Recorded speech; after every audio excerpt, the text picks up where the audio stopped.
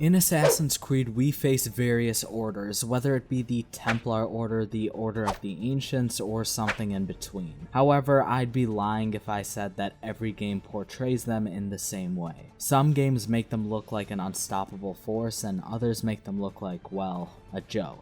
For this video, we'll be looking at the main Assassin's Creed games and ranking the Templar orders or Templar-like orders in every game based on how dangerous each one is. Now, don't get me wrong, there are no outright bad or weak ones, but there are definitely some that are stronger than others. Before we start, let's remember how ranking videos work. There are going to be a few that have to come in at the bottom of the list. It's just how these things go. Some of these are close, and I had to try my best and figure out which ones were stronger than others. As we get higher up on the list, those are the Templar orders that are strong in pretty much everything. They'll have influence, wealth, skilled members, etc, etc. And the ones at the bottom of the list are going to be the groups that are a bit weaker in some of those categories. Maybe they have poor leadership, bad goals, or other features that make them less desirable than the ones at the top. With all that being said, let's begin our list, and if you guys do enjoy the video, you are welcome to leave a thumbs up. Let's start off with number 11, the Order of the Ancients in Assassin's Creed Mirage. Now, this was a pretty easy choice for me. When AC Mirage launched, I, along with a large part of the community, thought that we were going to be facing a very dangerous order similar to the ones from the previous RPG games. With the game being a return to form and heavily inspired by AC1, I can't help but say that the Templar Order just appeared to be weak in this game. None of the targets seemed to be very skilled, and Baghdad seemed to be functioning for the most part. They also didn't seem to have many connections as we see in other games. It doesn't help that the targets you hunted down just seemed to be random nobodies with some good assassination set pieces. Basim, who in my opinion is not a top tier assassin in Mirage, had no problem hunting down the Order.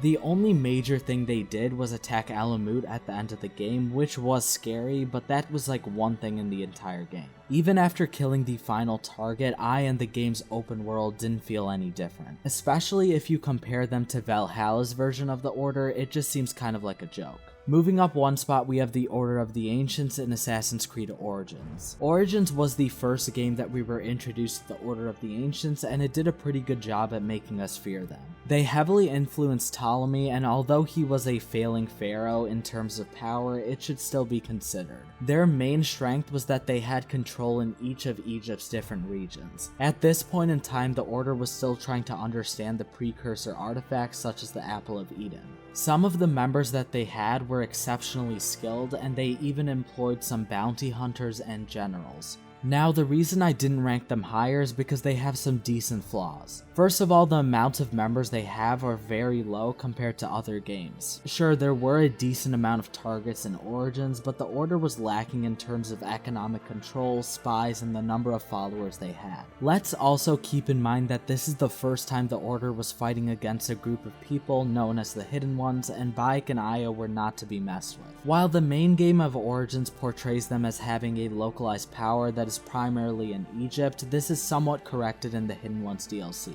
In that DLC, it appears that the Order is unstoppable and very far-reaching, similar to the ones in the other games. Even then, I definitely think that we have some stronger contenders in the series. Next up at number 9, we have the Templar Order in Black Flag. Honestly, I had trouble ranking this one. The Templars in Black Flag mainly operate in the Caribbean, and again, they have some similar flaws as the previous ones on the list. Starting off with the pros, they were incredibly wealthy, they controlled many sea routes, and they had agents in major cities. Due to Edward Kenway selling the Templars assassin information at the beginning of the game, the assassins were not a huge threat to them. However, they were dealing with non-stop disturbances, especially with pirates. Though they wanted to find the observatory, they had to constantly deal with other threats such as Edward Kenway. Black Flag at times is also more focused on the pirate narrative rather than the assassin and Templar narrative, so it's hard to properly judge them. There's really not too much to say about them, and they get the respectable position at number 9.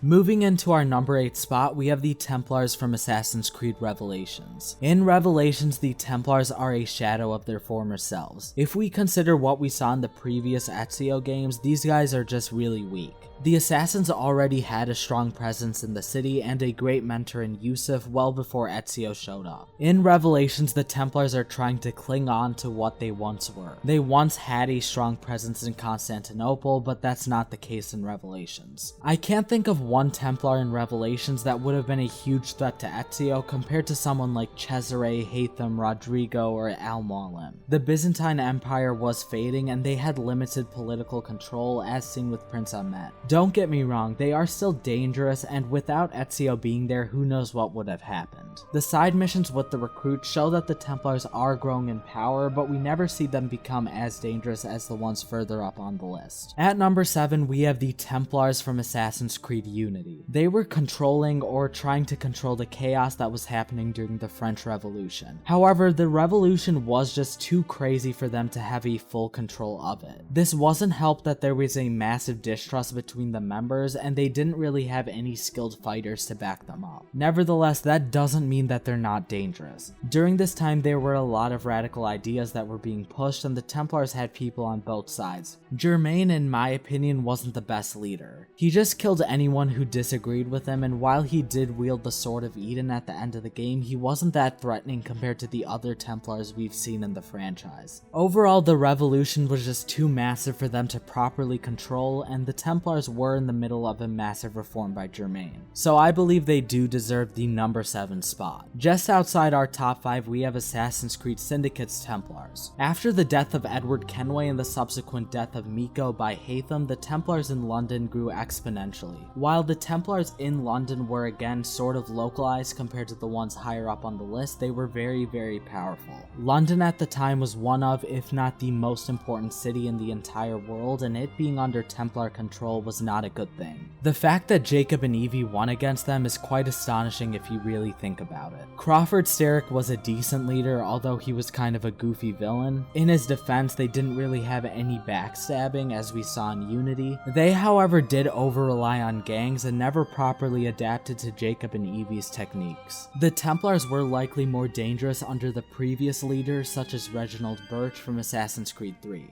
London, after all, had almost no assassin presence before the twins showed up. It likely made the Templars a bit more leaned back, kind of like how we saw in Origins. They had no competition for quite a while, so when their enemies eventually showed up, they were caught off guard and not used to fighting them. Now that we finally reached our top 5, I want to say that everyone from here on out is much more dangerous than the previous ones. I could totally see people making an argument for every one of these to be their top choice, but in my number 5 spot, I have the Order of the Ancients from Assassin's Creed Valhalla. In Valhalla, the Order is everywhere. Due to there being so many wars and battles going on, the Order infiltrated every aspect of society. This is best shown in the 3 arcs in London, Jorvik, and Winchester. With Hytham being injured early in the game and Basim doing his own thing, it fell on Eivor to wipe them out. Eivor went by and killed a couple of their members before she made an ally called the Poor Fellow Soldier of Christ. Unbeknownst to Eivor, this was in fact the leader of the Order and wanted Eivor to destroy them.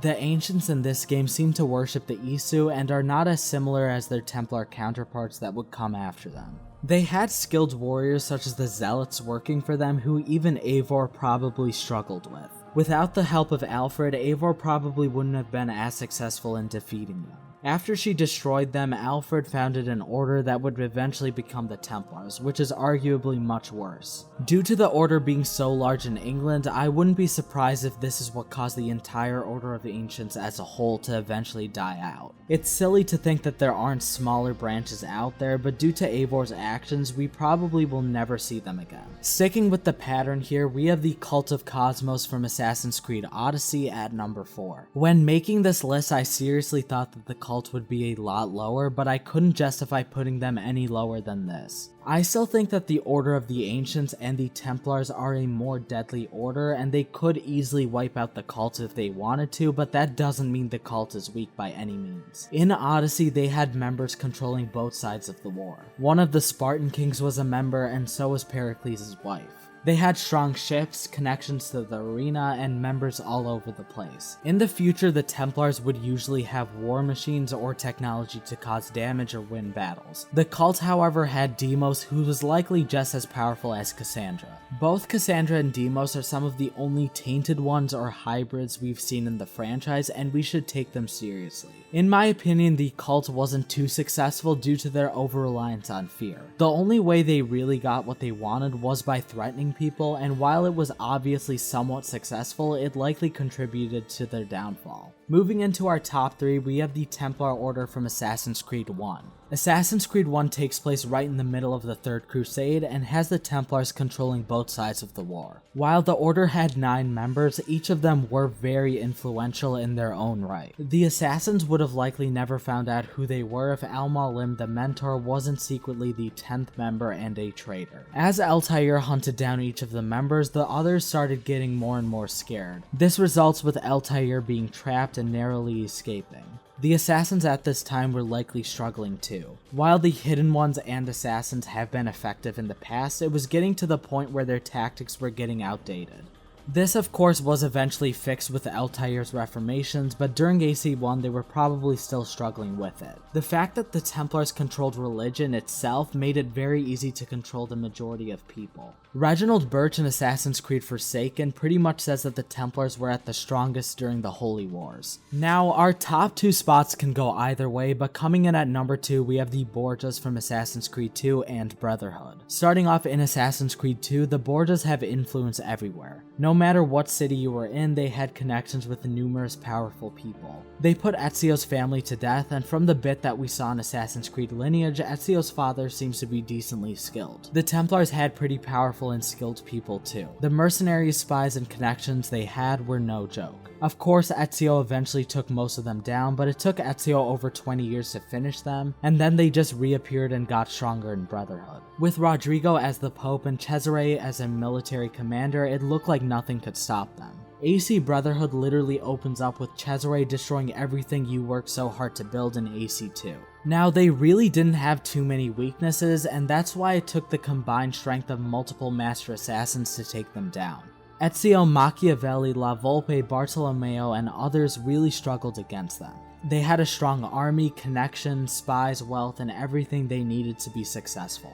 In all honesty, Cesare was kind of a fraud in both the game and novel, but the Templars as a whole were not. The only reason they lost was because of how well their enemies worked together. If it was just Ezio going up against them, I doubt he would have won, but due to the Brotherhood, they came out on top. Finally, at the top of the list, I have the Templars from Assassin's Creed 3 and Rogue. I am primarily talking about the British part of the order. I imagine that a lot of people would place the Colonial Templars near or at the top of their list too. This Templar order takes the strengths of all the previous orders and combines them into one. They had strong leadership, skilled fighters, lots of members, economic control, political control, and an army. In Assassin's Creed Rogue, we see the Templars pretty much wipe out the entire Colonial Brotherhood and take control of the colonies. They own a lot of land, they have agents everywhere, and they control the largest empire in history. In Assassin's Creed 3, we see the aftermath of it. The assassins have pretty much zero control, and the Templars are everywhere. Even the assassination contracts have targets in the middle of nowhere. The main criticism I see for this order is that there aren't skilled fighters. My first response is look at Haytham and Shay, but even if you ignore them, they still have capable fighters. In Assassin's Creed Forsaken, some of the members that you would think are kind of just laid back are very dangerous and skilled fighters, primarily Thomas Hickey. In AC3, the Templars were dealing with the war, which caused them to not focus too much on Connor. They only really focused on him once he had already wiped out part of their order. Even then, we see Connor in jail, and it was Haytham who saved him.